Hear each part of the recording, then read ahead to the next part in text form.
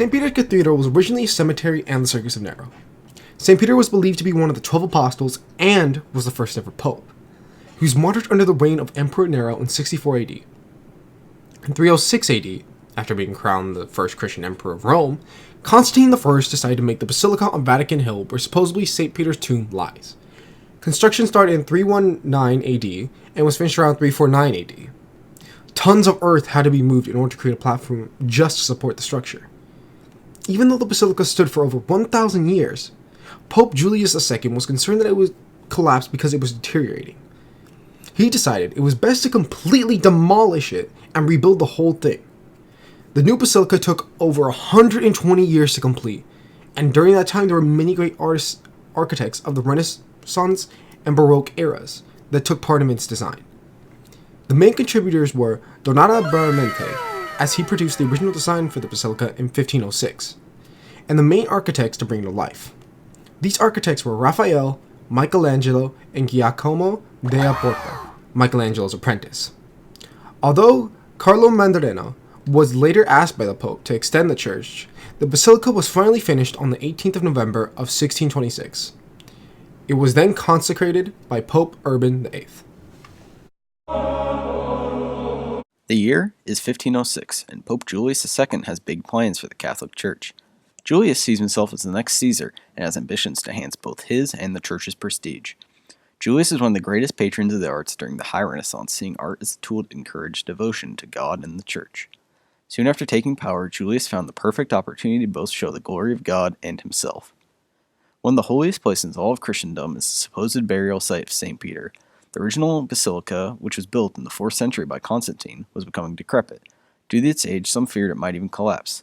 So Julius saw his opportunity and began demolition and started building what would become one of the grandest buildings in the world. But to design one of the best and most impressive buildings in the world, you need the best architects to build it. During its 120-year construction, some of the best architects and artists of all time were involved in the project in different stages. With Bramante laying out the original plan for a Greek cross, which is a cross with 4 equal arms, Giacomo strengthening the foundation, Michelangelo making the domes, crossing, and exterior, Maderno making the facade, and Bernini making the piazza. In total, 8 architects worked on the basilica at different points. Due to its long construction, the basilica blended styles like the Renaissance and the Baroque. Some major elements of the design are the large central dome inspired by the Pantheon, which is still the largest dome in the world at 137 meters tall, Bernini's colonnade acting as God's arms, stretching out and embracing the faithful, and Maderno's facade with Corinthian columns and statues of Jesus and his apostles. These design features make up one of the grandest buildings of all time, which helped reinforce the authority of the papacy and show, even through the turmoil of the time, that the Catholic Church is there and still powerful. The interior of the basilica is often seen as immense and vastly large in size, as people tend to look at the interior with high praise for the sheer volume of fantastic artwork being presented, as well as its structure. Its proportions and feeling you get is that of colossal magnitude. It is mostly decorated with marble and is surrounded by artwork made by some of the most influential sculptors of this time. Sculptors such as Michelangelo, Bernini, Antonio Canova, and Alessandro Agatti are all featured with their work displayed for all to see. The interior is 15,160 square meters in size and is recognized as the largest Christian church building in the world. It is also known for having tombs of various popes over the years in order to allow people to continue to recognize their legacy that they left behind. When entering the basilica, many will notice that they are being watched over by church officials and the members of the Swiss Guard, as well as an elongated nave presented in the shape of a Latin cross. The way the nave is presented is also to showcase the chapels that are inside. The chapels that are part of the interior include the Chapel of the Presentation of the Virgin, the Clementine Chapel, the Chapel of Madonna of Clanona, the Gregorian Chapel, the Chapel of Pieta, as well as the Chapel of the Confession, which is on the high altar. In 1497, Cardinal Gembaleres de Lagueras commissioned Michelangelo to carve a life-size marble statue of the Virgin Mary dressed with the dead Christ in her arms. The piece was to be created for the Chapel of St. Petronia, a French church adjacent to the basilica.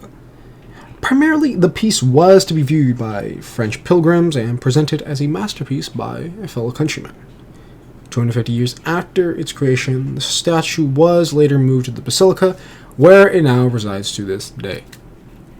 The statue captures truly the essence of the Renaissance era, aiming to be realistic and truly showcasing the knowledge of the artist. Yet, it also has a hint of an early Baroque style with the way Jesus is presented in this piece. Michelangelo boasts his understanding of the fundamentals, just as he probably would boast about literally anything else about himself. Primarily in this piece, he's boasting his understanding of texture. The drapery that surrounds Mary is realistic. It's almost as if she's truly sitting there holding her child. And Christ is exaggerated to be much smaller than the average human male probably would be at that age. And this is probably reminiscent to the days when Christ was just an infant that was sheltered from the pains of the world within his mother's arms. This piece captures what the significance of Christ is to the people at the time, and showcases the ideology harbored within the doors of St. Peter's Basilica.